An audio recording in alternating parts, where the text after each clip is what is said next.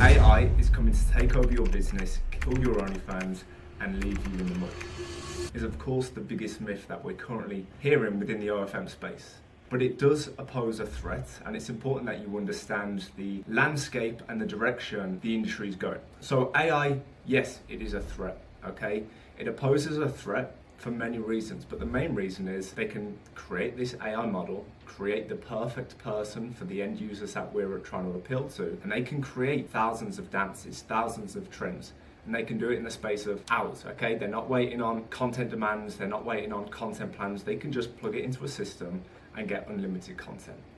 So why is this a threat, and how can you adapt your own OnlyFans strategy in order to stand out from the crowd, in order to overcome this threat that AI is currently hanging over the OnlyFans industry?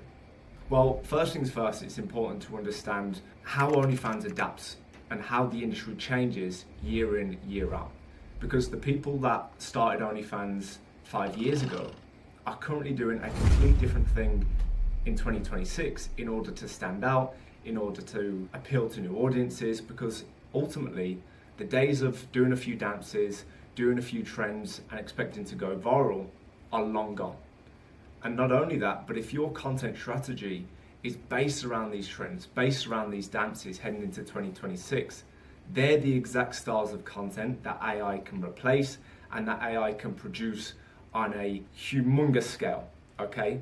So it's important that we base our content strategy moving forward based around what makes us unique.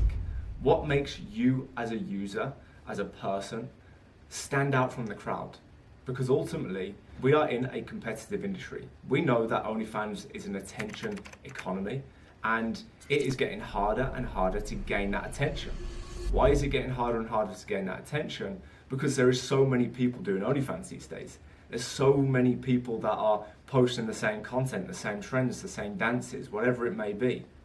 So now we introduce the threat of these AI models that are doing the exact same thing. We need to ask ourselves, as a real model, what can we do to stand out from the crowd? Because it's getting harder and harder and harder. So I want to talk about brand identity as well, because I'm seeing models use AI as a tool, but they're using it as a way to shortcut their own content production, whether that be their own reels, whether that be their own OnlyFans content. And the issue with that is we want to sell you as a real person. That's actually what becomes a unique selling point in this competitive industry. So when we're kind of 1 foot in, 1 foot out of the realism and the AI, and we're kind of within a confusing mixture of them both, it really leaves a bit of a sour taste in these fans' mouths, because we're trying to allude to the fact that our clients are real people. Our clients are someone that you can buy into, and we're building brands around these people. But if you're a model and you're looking to do the same thing, but you're still using AI to support your content production, it really can limit your growth. We're in a position where we are the real people within this industry. We want to maintain that. So it's an all or nothing. You either replace yourself with AI, which I certainly wouldn't recommend, because you yourself is what makes you unique, and that is the selling point in itself, or you don't use AI at all. You use AI as a way to gain new ideas, new strategies, new content plans, new outfit ideas, fan psychology, and you use it as a way to help you and enhance your skills and better your workflow. But ultimately, you want to be the leading commander when it comes to content. You want to be the person in charge of it. You want to be the person in front of the camera. And trust me, the fans are going to resonate with that 1,000 times more than they would if you were picking and choosing when you want to be a real person or when you want to be a computer screen. So, what are you going to do to stand out in 2026? What is the content direction and the content strategy going to be in order to actually compete with these AI models? Well, let's just bring it back a little bit, okay? The idea is you need to stay true to yourself. You need to start going into 2026 with the approach of, let's build a brand. Let's build something that is unique to me, that can't be replaced by AI. And what can't be replaced by AI is you, okay? Your likes, your interests, your creativity, your personality.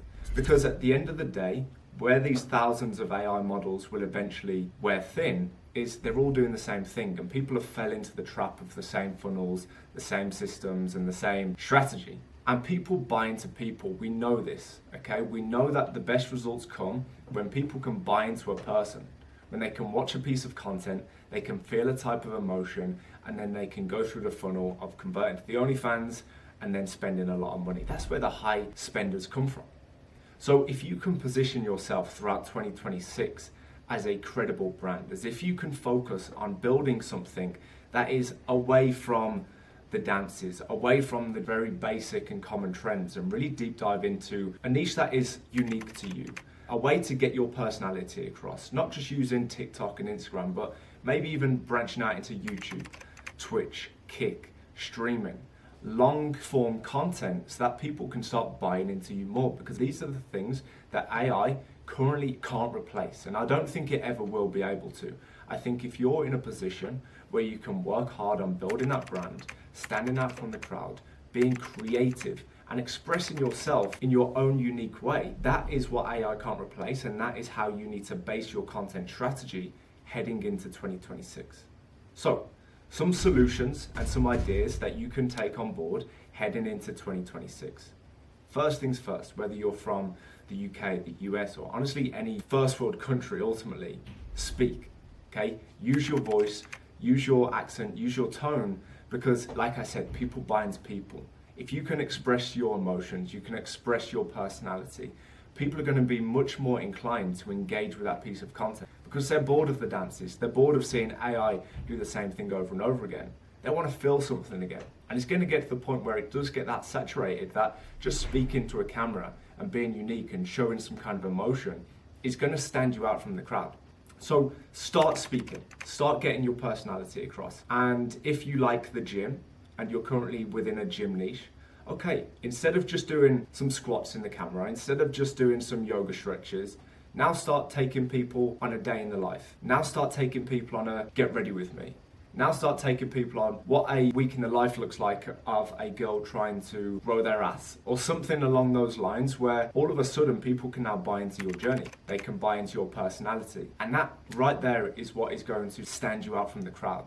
Now, what's important to note is when you start doing these more personality-based content, when you start focusing on how can people start to get to know me more on a deeper level, you may see a slight decrease in your views, but this is something that you should not panic about, because yes, trends are fantastic for getting millions and millions of views, but if the engagement rate and the amount of likes and comments and shares you're getting is 1%, then really it's probably the same as if you get a video where you're talking, engaging, showing personality that gets 100k views, but it converts 10% of fans and gets a much higher engagement rate. So views can't be the only metric to determine your success. The amount of engagement, the amount of conversion to the OnlyFans, these are the things that actually matter.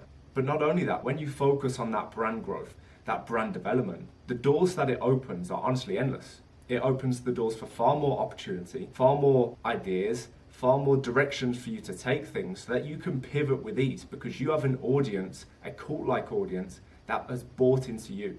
So you're in the gym niche, you're doing your gym TikToks, you've started showing personality on your reels, on your TikTok, and people are starting to buy into you more. What would be the next step? For me, I would recommend long form content. I would recommend having a platform where people can watch a video that's longer than 1-2 minutes. They can watch a 10-minute video of you getting ready, going to the gym, living your life, doing various different things within these platforms, in order for someone to actually watch the video in its entirety and understand you on a completely different level. See you in a completely different light. Like I said, these are where the high spenders come. This is where the whales, the VIPs, this is where the high ticket customs come from. Because once they get to see you on a much longer level, it's going back to the fact of people buying into people, they will buy into you, and they will then convert to the OnlyFans, and that is going to stand you out from the crowd in 2026. So Ryan, if I was a model in 2026 looking to join an agency, what kind of things should I ask and what sort of things should I be looking for? So here's the thing, we know that AI is a powerful tool. We know that agencies are honestly replacing the need for models in this space and using AI as a tool to just eliminate the model. You don't want an agency that has that kind of tendency. You want an agency that is dedicated to your success, that has a team of people that are collaborating towards your success, but does have the ability to use AI as a partnership, as a strategic partner within the business almost, to optimize strategies, to optimize content plans, workflows, all these different things to gain a competitive edge with AI, but doing it in a way that supports your success, your brand growth, and your business development. So what is it in your agency that you use that stands out from the crowd? Do you use, for chatting, obviously it's a big thing within agencies now, a lot of AI agencies use AI to chat. Why is that a problem, and why is it much better to have human interaction and human chatters? So we've split tested things. We have even been on the receiving end of AI chats because we want to test things. We want to understand how the industry is adapting and how it's changing. The issue with AI chats is it's not perfect. It can't get that human feel, that human interaction. Yes, you can add extra prompts to make it as realistic as possible, but it misses that personal touch. And ultimately, that personal touch is what sets you aside within OnlyFans, because the fans that you're chatting to, the fans that are subscribed to your OnlyFans, we need to be honest here, they're typically on the page because they're missing something within their life. Social events, relationships, friendships. They're there because they're potentially lonely, right? So if we were to then strip them of complete human interaction and now they're just communicating with a bot, they're not stupid. They know, okay? They know they're speaking with a bot. So having that level of human interaction where we can train our chatters, we can enhance their skills, we can adapt based around different customers, different spending habits, different desires, different fantasies, whatever it may be, we're able to provide that training for them to adapt, show human interactions, real interactions, and actually be someone that is going to care, support, and help some of these fans on these pages, and of course, make money. So Ryan, with the introduction of AI and its increase of volume, how many people are using it, do you think it's going to lead to more people wanting a real interaction and ultimately lead to more premium spenders for top creators? Like, will top creators earn more, do you think, because of the AI? I think the pendulum will eventually swing. Right now, we're seeing a big surge in AI OFM. So many agencies are cropping up. So many agencies are creating their models, making them do a few dances, and like I said, they're eliminating the need for models. The issue with that is the same agency can create 10, 20, 100, 1,000 models, run them through the same dances, run them through the same trends, and it gets repetitive, okay? Now, we know that AI is going to develop, we know it's going to get better, but ultimately the users, the subscribers, they're not stupid, like I said. So when we can offer something that's real, when we can offer something that is genuine, people are going to buy into that 100 times more, okay? Because when we can build that trust, that reassurance, that certainty within chats that know who you're speaking to is directly the model, because we do it in such a strategic way with human chatters, people buy into people, and the opportunity for income and the spending potential suddenly becomes far, far higher, because actually the real interaction is becoming a rarity. So if we can get that rarity, and we can optimize it, and we can make it the best it can be, that is what's going to stand out for a hell of a lot of subscribers in 2026.